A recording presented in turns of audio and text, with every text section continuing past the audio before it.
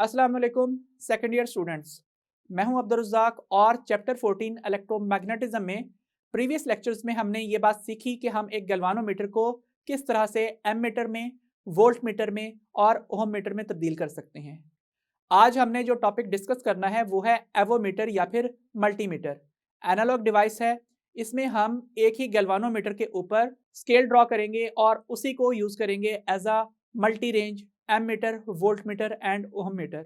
ये काम किस तरह से किया जा सकता है, इसके लिए हम अपने व्हाइट बोर्ड की तरफ चलते हैं। डियर स्टूडेंट्स, आज के हमारे टॉपिक की हेडिंग है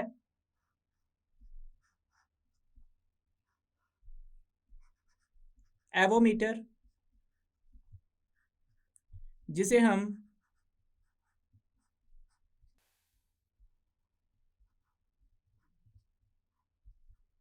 मल्टीमीटर भी कहते हैं। ये जो वर्ड एवो है, इसमें ए का मतलब है एम मीटर, वी का मतलब है वोल्ट मीटर और ओ का मतलब है मीटर। दैट मीन्स जब आप एक ही गैल्वानोमीटर के अक्रॉस मुख्तलिफ तरह से कनेक्शन बना के उसको एक साथ एम मीटर, वोल्ट मीटर या ओहम मीटर में कन्वर्ट कर देते हो, तो इस तरह के मीटर को हम एवोमीटर या फिर मल्टी मीटर कहते हैं। हम ये बात जानते हैं कि जो एमीटर है ये करंट मेजरिंग डिवाइस है और करंट किस में मेजर करता है? एम्पियर्स में।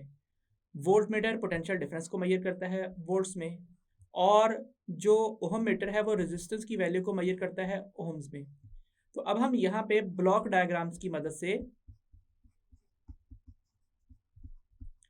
ये डिस्कस करेंगे कि हम किस तरीके से एक ही गैल्वानोमीटर को कन्वर्ट कर लेते हैं एमीटर, वोल्ट मीटर और ओहम मीटर के अंदर। सबसे पहले हम यहाँ पे बात करेंगे चॉइस ऑफ फंक्शन की।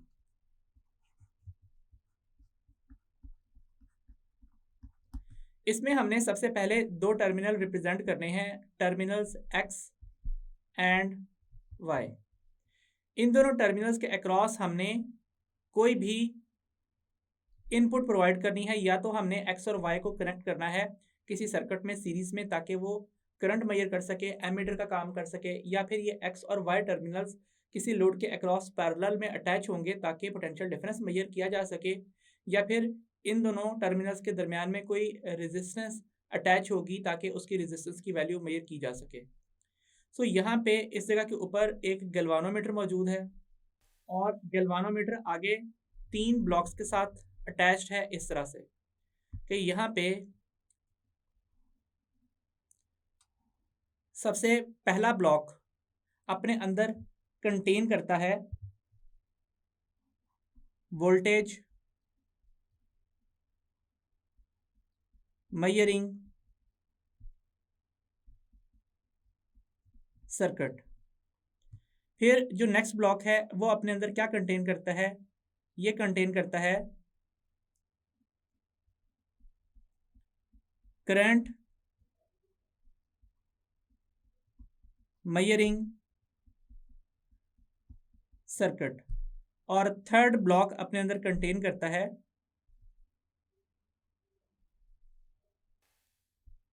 Resistance measuring circuit. और ये तीनों ब्लॉक्स इस तरीके से गैल्वानोमीटर के साथ अटैच होते हैं। इसके बाद यहां से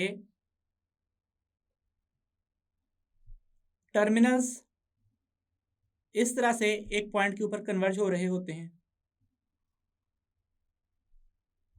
और आप अब यहाँ पे इस जगह के ऊपर क्या करते हो? एक स्विच लगाते हो जो इस जगह के ऊपर भी कनेक्ट हो सकता है, यहाँ पे भी कनेक्ट हो सकता है और यहाँ पे भी कनेक्ट हो सकता है। सो फिलहाल इसको मैं इस तरह से रिप्रेजेंट कर रहा हूँ और इसका नाम है FS या फिर फंक्शन स्विच। अगर आप कनेक्शन इस तरह से ऑन कर दो कि यहाँ पे जो वोल्टेज मेजरिंग सर्किट है वो गैल्वानोमीटर के साथ अटैच हो जाए, तो इस वक्त ये डिवाइस एक वोल्ट मीटर की तरह बिहेव करेगा। सो हम यहाँ पे नेक्स्ट हेडिंग लिखते हैं। हेडिंग है voltage measuring part of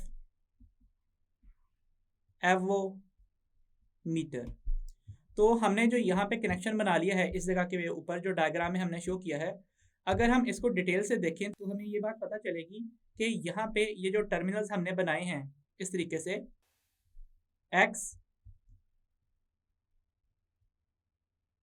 Y, और इसके बाद हमने जो कनेक्शन किया है वो कनेक्शन किन दो टर्मिनल्स का किया है, वो हमने वोल्टेज मेजरिंग पार्ट के साथ किया है। सो ये फंक्शन स्विच है और आगे वोल्टेज मेजरिंग पार्ट अटैच्ड है। सो इस वोल्टेज मेजरिंग पार्ट में अब क्या मौजूद होगा, इसमें मौजूद होंगी डिफरेंट रेजिस्टेंसेस जो एक दूसरे के साथ पैरेलल में होंगी।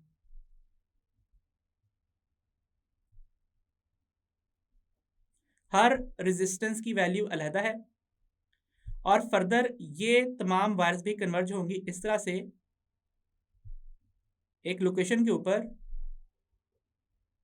कि उसके बाद यहाँ पे एक और टर्मिनल मौजूद होगा और उसके साथ क्या होगा, उसके साथ गैल्वानोमीटर अटैच्ड होगा। सो ये गैल्वानोमीटर जो यहाँ पे अटैच है, अब यहाँ पे कोई भी कनेक्शन बनाया जा सकता है। ये कनेक्शन भी ऑन किया जा सकता है, ये कनेक्शन भी ऑन हो सकता है, ये कनेक्शन भी ऑन हो सकता है और ये कनेक्शन भी ऑन हो सकता है। बुक ने इन रेजिस्टेंसेस को भी नाम दिया है R1, R2, R3 और R4 का। हम ये बात जानते हैं कि जो हाई रेजिस्टेंस का फार्मूला है किसी वोल्टमीटर के लिए वो रेंज के साथ इस तरह से लिंक्ड है, V रेंज है डिवाइडेड बाय IG है the current through galvanometer for full scale deflection minus RG that is resistance of galvanometer. तो जिस कदर आपको ज़्यादा रेंज चाहिए आप उस कदर ही ज़्यादा हाई रेजिस्टेंस अटैच करते हो। इन चारों रेजिस्टेंसेस में से अगर फॉर एग्जांपल ये वाली हाईएस्ट है तो इसका मतलब है कि ये कनेक्शन ऑन करते ही सबसे ज़्यादा रेंज वाला वोल्टमीटर बन जाएगा। ये जो गैल्वानोमीटर का डायल होता है इस तरह से हम क्या करते हैं, इसके ऊपर ये जो डिग्रीज के अंदर वैल्यूज लिखी हैं हम इनको मिटा देते हैं इस तरह से। और वोल्टेज मेजरिंग की बात करें तो यहाँ पे फॉर एग्जांपल अगर ये रेजिस्टेंस सबसे लो है और ये 1 मिली वोल्ट तक का पोटेंशियल डिफरेंस मेजर करती है, तो आपने क्या करना है कि यहाँ पे इस जगह के ऊपर लिख देना है 5 मिली वोल्ट और दरमियान में मजीद 5 डिविजन कर देनी है इस तरह से। हर डिवीजन 1 मिली वोल्ट को रिप्रेजेंट करेगी। अब अगर फॉर एग्जांपल इस रेजिस्टेंस को कनेक्ट करने से क्या होता है कि जो वोल्टमीटर है उसकी रेंज 1 वोल्ट तक आ जाती है, तो यहाँ पे साथ 5 वोल्ट लिख दिया जाता है।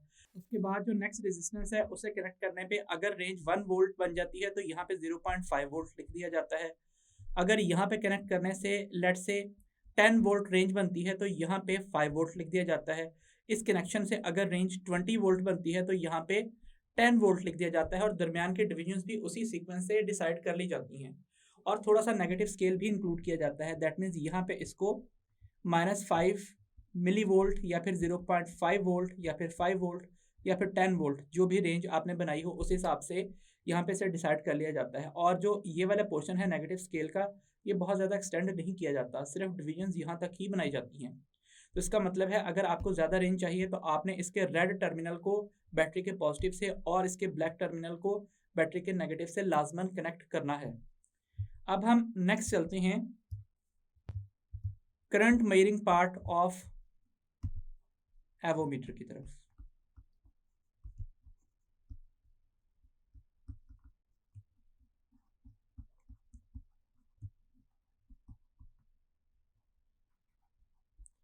करंट मेजरिंग के लिए हम क्या करते हैं, हम जो कनेक्शन मल्टीमीटर का बनाते हैं वो यहाँ पे इस तरह से बना लेते हैं कि फंक्शन स्विच जो है वो किसको सेलेक्ट कर रहा होता है, वो एम मीटर को सिलेक्ट कर रहा होता है इस तरह से।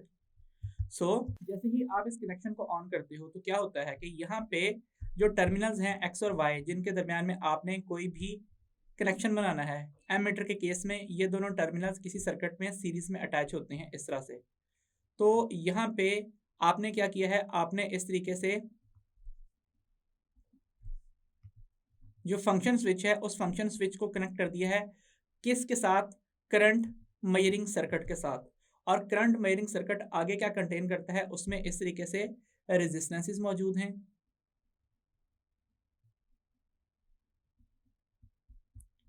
और ये तीनों रेजिस्टेंसेस किसी भी गैल्वानोमीटर के साथ पैरेलल में अटैच हैं। जैसे कि एमीटर बनाने के लिए कोई शंट रेजिस्टेंस गैल्वानोमीटर के साथ पैरेलल में अटैच की जाती है ऐसे, और जो ये वाला टर्मिनल है ये टर्मिनल Y से कनेक्टेड है।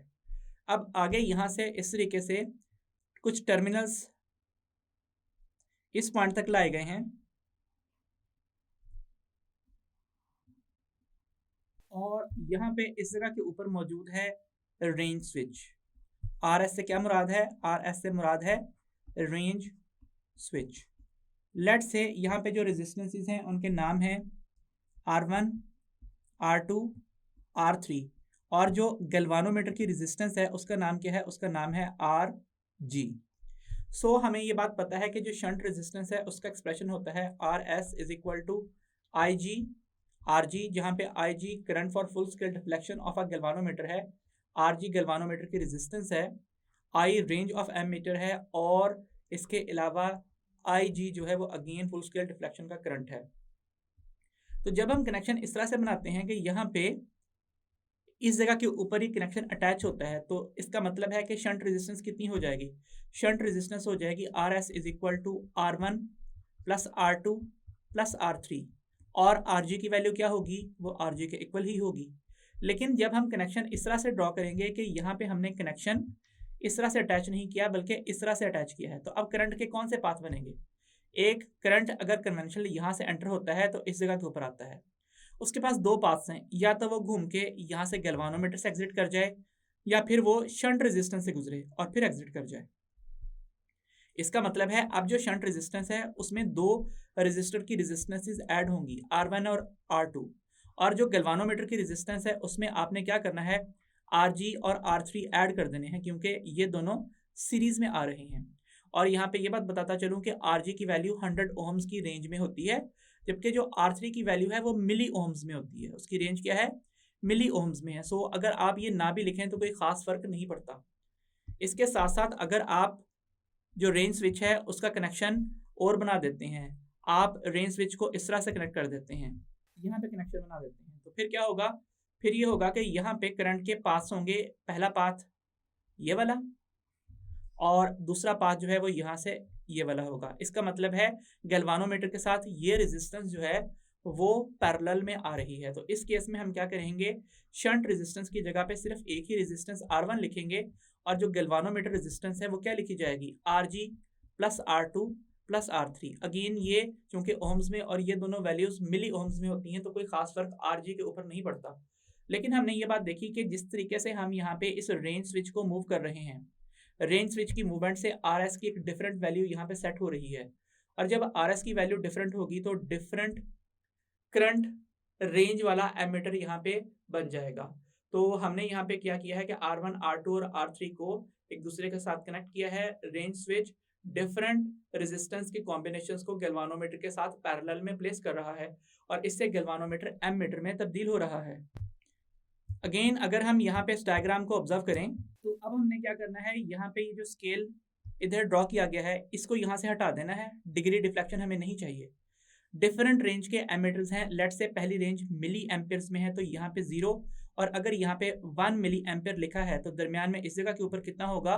0.5 मिली एम्पेयर होगा, और दरमियान में भी 5 डिवीजन इस तरह से ड्रॉ कर दी जाएंगी।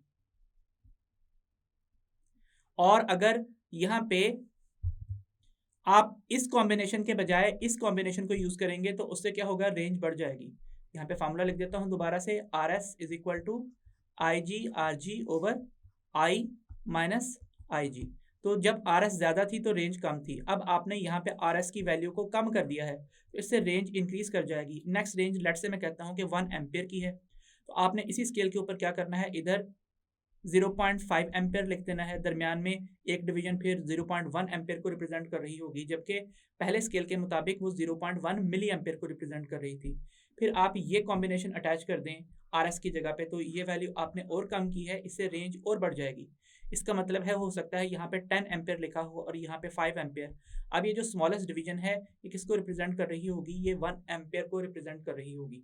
तो इस तरीके से जो हमारा सर्किट है उसमें जब हमने एमीटर का सर्किट गैल्वानोमीटर के साथ पैरेलल में प्लेस किया है तो उससे ये एवोमीटर करंट मेजरिंग इंस्ट्रूमेंट में तब्दील हो गया है, जिसके डिफरेंट रेंजेस हैं जो कि आप रेंज स्विच को रोटेट करके एडजस्ट कर सकते हो।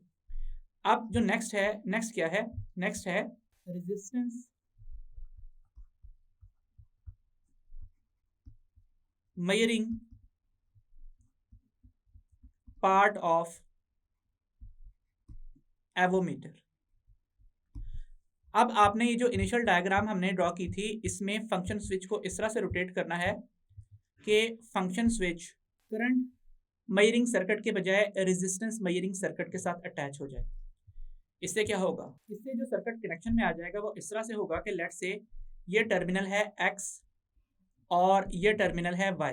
इनके दरमियान में अब आपने कोई रेजिस्टेंस प्लेस करनी है और यहाँ पे इस जगह के ऊपर मौजूद है गैल्वानोमीटर, और जो फंक्शन स्विच है वो फंक्शन स्विच इस तरीके से अटैच हो गया है किसके साथ, रेजिस्टेंस मेजरिंग पार्ट के साथ।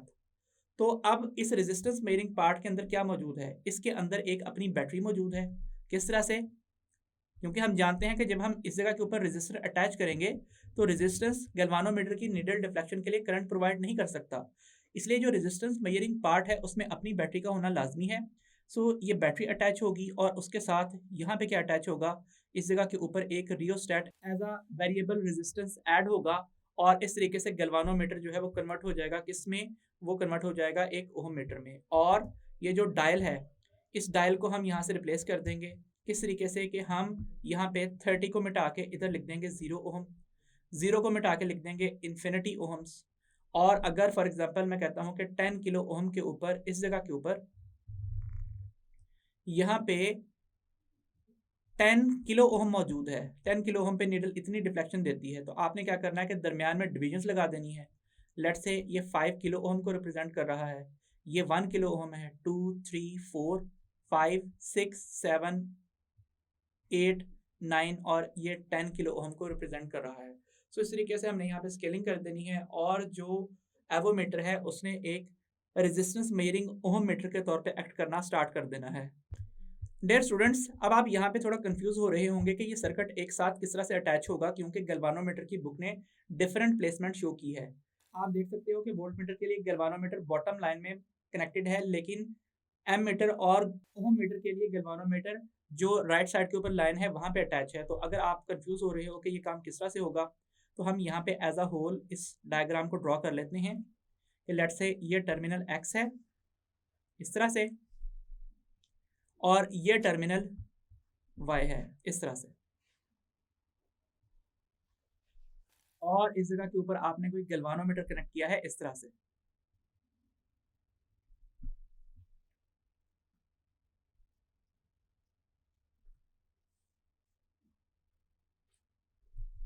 अब यहाँ पे इस जगह के ऊपर एक ब्लॉक के अंदर वोल्टेज मेजरिंग सर्किट मौजूद है और इसके अलावा यहाँ से एक कनेक्शन आ रहा है इस तरह से निकल के इस पॉइंट तक। उसके बाद यहाँ पे एक सर्किट मौजूद है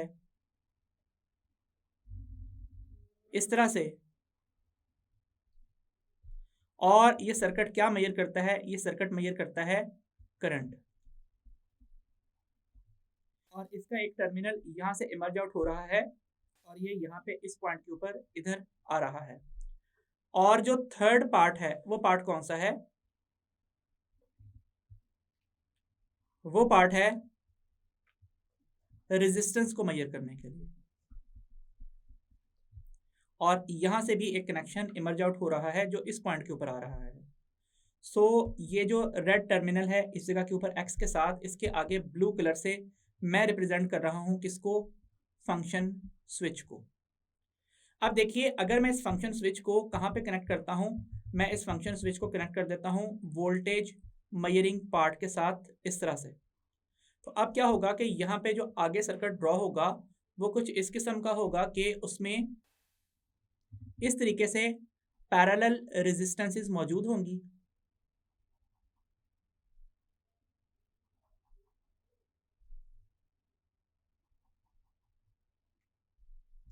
और यहाँ पे ये उनके कॉन्टैक्ट्स होंगे, और इसके बाद यहाँ से ये वायर यहाँ पे आ रही होगी, और इन टर्मिनल्स के दरमियान में क्या मौजूद होगा, इधर मौजूद होगा एक रेंज स्विच।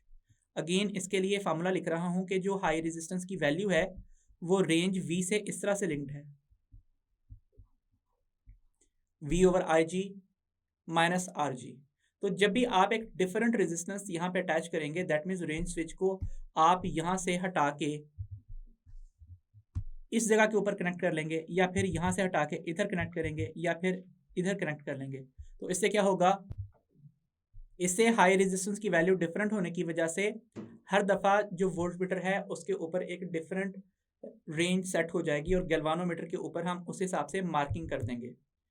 सो ये हमने वोल्टेज मेजरिंग पार्ट पढ़ लिया। अब अगर फॉर एग्जांपल मैं कहता हूँ कि यहाँ पे हमने जो फंक्शन स्विच अटैच करना था ये इस तरह से अटैच किया है कि ये करंट मेजरिंग पार्ट के साथ कनेक्ट हो गया है, तो इस करंट मेजरिंग पार्ट के अंदर क्या मौजूद है, उसमें मौजूद है इस तरीके से रेजिस्टेंसेस, और ये रेजिस्टेंसेस तीनों गैल्वानोमीटर के साथ किस तरह से अटैच्ड हैं, पैरेलल में अटैच हैं इस तरह से। लेट्स से ये रेजिस्टेंस R1 है, ये रेजिस्टेंस R2 है, ये रेजिस्टेंस R3 है। अब क्या होगा कि यहाँ से इस तरीके से कुछ टर्मिनल्स इमर्ज आउट हो रहे होंगे। ये पहला टर्मिनल है, ये दूसरा टर्मिनल है, और ये तीसरा टर्मिनल है। इसका कनेक्शन यहाँ से इस इनकमिंग वायर के साथ इस तरह से है कि यहाँ पे भी आप क्या कर सकते हो, एक डिफरेंट रेंज सेट कर सकते हो। कनेक्शन यहाँ पे लगा सकते हो, यहाँ पे लगा सकते हो, या फिर यहाँ पे अटैच कर सकते हो। क्योंकि शंट रेजिस्टेंस का फार्मूला एमीटर के लिए IG RG over I minus IG होता है। तो अगर फॉर एग्जांपल आपने ये वाला कनेक्शन ऑन किया है तो R1 गैल्वानोमीटर के साथ पैरेलल में आ जाएगी, और जो R2 R3 है वो गैल्वानोमीटर के साथ सीरीज में आ जाएगी। तो इस वजह से एक डिफरेंट शंट रेजिस्टेंस की वैल्यू सेट होने की वजह से डिफरेंट रेंज आएगी। फिलहाल R1 की वैल्यू कम है तो रेंज सबसे ज़्यादा होगी। इसके बरक्स अगर आप जो फंक्शन स्विच है वो इस तरह से सेट करते हैं कि वो यहाँ कनेक्ट होने के बजाय कहाँ कनेक्ट होता है, इधर कनेक्ट होता है, तो करंट के दो पास बन जाते हैं। ये दोनों R2 और R1 मिलके शंट बन जाती हैं, और R3 और गैल्वानोमीटर की रेजिस्टेंस RG मिलके यहाँ पे पुट होती हैं। R3 RG के मुकाबले में नेग्लिजिबली स्मॉल होती है, तो वो ना भी पुट करें तो कोई ख़ास फ़र्क नहीं पड़ता। और अगर आप यहाँ पे ये काम करें कि जो फंक्शन स्विच है उसको यहाँ पे अटैच करें तो करंट के दो पास बनते हैं, एक तो गैल्वानोमीटर और R1 R2 R3 तीनों एडअप होती हैं, और उससे क्या होता है, उससे शंट रेजिस्टेंस बन जाती है। अब शंट रेजिस्टेंस हाईएस्ट होती है तो रेंज जो है वो क्या हो जाती है, वो मिनिमम हो जाती है। सो इस तरीके से हमने यहाँ पे जो पार्ट पढ़ लिया है उसका नाम क्या है, उसका नाम है करंट मेजरिंग पार्ट या फिर एमीटर वाला पार्ट। उसके बाद जो लास्ट पार्ट आता है वो कौन सा है, वो है resistance measuring part. Resistance measuring part में सबसे पहले तो एक इस तरह से बैटरी मौजूद होती है जो कि गैल्वानोमीटर को नीडल डिफ्लेक्शन के लिए करंट प्रोवाइड करती है। बाकी जो वोल्टमीटर वाला पार्ट है उसमें टर्मिनल X और Y ने किसी सर्किट में पैरेलल में अटैच होना होता है। सर्किट का करंट ड्रॉ करके नीडल डिफ्लेक्शन के लिए करंट मिल जाता है। और अगर यहाँ पे आपने करंट मेजरिंग पार्ट डिस्कस करना हो तो यही टर्मिनल्स X और Y किसी सर्किट में सीरीज में अटैच होते हैं और सर्किट करंट के जरिए से नीडल डिफ्लेक्शन आपको मिल जाती है। लेकिन जब आप यहाँ पे इन दोनों टर्मिनल्स के दरमियान में कोई रेजिस्टेंस कनेक्ट करते हैं तो रेजिस्टेंस के पास कोई अपना एनर्जी सोर्स नहीं होता, जिसकी वजह से वो गैल्वानोमीटर की नीडल को रोटेट नहीं करवा सकता। इसलिए हमें यहाँ पे बैटरी लगानी पड़ती है ताकि गैल्वानोमीटर की नीडल डिफ्लेक्ट कर सके। इधर कोई वेरिएबल रेजिस्टेंस होती है, यूजुअली हम रियोस्टैट को यूज़ करते हैं, और यहाँ पे ये वायर यहाँ से बगैर रेड वायर को टच किए क्रॉस करती है, और क्रॉस करके यहाँ पे इस तरीके से इस पॉइंट के ऊपर गैल्वानोमीटर के साथ कनेक्ट हो जाती है। तो जो हम एवोमीटर के अंदर वोल्टेज, करंट और रेजिस्टेंस को कंबाइंड फॉर्मेट में रिप्रेजेंट करते हैं तो उसका जो सर्किट एक्सप्रेशन है वो कुछ इस किस्म का बनता है। इसके बाद हम जो यहाँ पे डायल शो करते हैं गैल्वानोमीटर का इस तरह से, उसमें हम इसी डायल को यहाँ से मिटाते हैं। 30, 20 और 10 इन टर्मिनल्स को, इन रीडिंग को हम यहाँ से अरेज कर देते हैं। अब जब वोल्टेज मेजर करना है तो यहाँ पे लिखा होगा 1 मिली वोल्ट, फिर लिखा होगा यहाँ पे नेक्स्ट रेंज के लिए लेट से 1 वोल्ट, फिर लेट से 10 वोल्ट, फिर लेट से 100 वोल्ट, या कोई और रेंज भी हो सकती है। ये यहाँ पे लिखा होगा, और साथ यहाँ पे ना इनके साथ स्केल इधर बनाया गया होगा।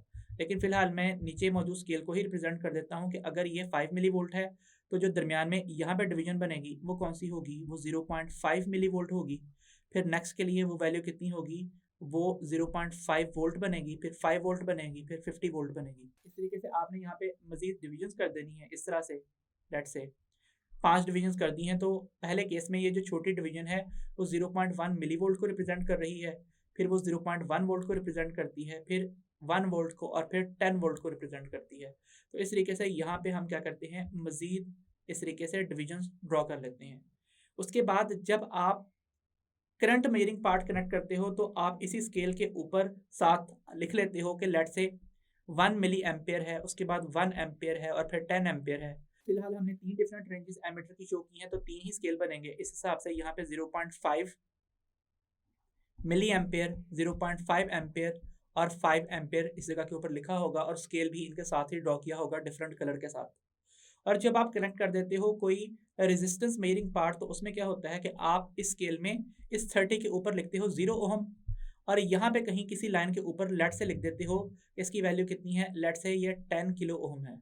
और दरमियान में फिर आप डिविजन कर देते हो कि अगर ये 10 किलो ओहम है और ये 0 किलो ओहम है, तो दरमियान में तकरीबन इस पॉइंट के ऊपर 5 किलो ओहम होगा। फिर इस तरीके से मजीद कुछ डिविजन्स होंगी जो कि हर एक 1 किलो ओहम को रिप्रेजेंट कर रही होगी। सो इस तरीके से आप क्या करते हो, एक एवोमीटर को मल्टीमीटर के तौर पे यूज करते हो, डिफरेंट फंक्शंस यूज कर सकते हो और डिफरेंट रेंजेस यूज कर सकते हो। इसके बाद जो हमारी नेक्स्ट हेडिंग बनेगी वो होगी डिजिटल मल्टीमीटर की, जिसे एब्रीविएशंस की सूरत में हम DMM भी लिख लेते हैं। डिजिटल मल्टीमीटर कंपैरेटिवली एक ज़्यादा एक्यूरेट डिवाइस है। ज़ाहिर बात है कि जो हमने एवोमीटर एनालॉग फॉर्म में अभी डिस्कस किया था उसमें वायर कनेक्शन लूज हो सकते हैं, और इसके अलावा वो डिवाइस जो एनालॉग है वो सर्किट करंट को ही यूज़ करता है डिफ्लेक्शन के लिए। लेकिन एक जो डिजिटल मल्टीमीटर है उसमें एक अपनी बैटरी मौजूद होती है जो कि डिस्प्ले के लिए करंट प्रोवाइड कर देती है। इस वजह से एक डिजिटल मल्टीमीटर एक आइडियल डिवाइस की तरह काम करता है। दैट मीन्स जब ये कनेक्ट होता है वोल्टेज मेजर करने के लिए किसी सर्किट के साथ पैरेलल में, तो इसकी रेजिस्टेंस नियरली इन्फिनिटी ही होती है और ये सर्किट से कोई करंट ड्रॉ नहीं करता। इसके अलावा जब इसने करंट मेजर करना होता है तो ये कोई करंट ब्लॉक नहीं करता, क्योंकि तमाम डिस्प्ले देने के लिए इसके पास अपनी बैटरी मौजूद है। इसके अलावा इसमें मौजूद आप इस नॉब को घुमा के डिफरेंट पॉइंट पे सेट कर सकते हो।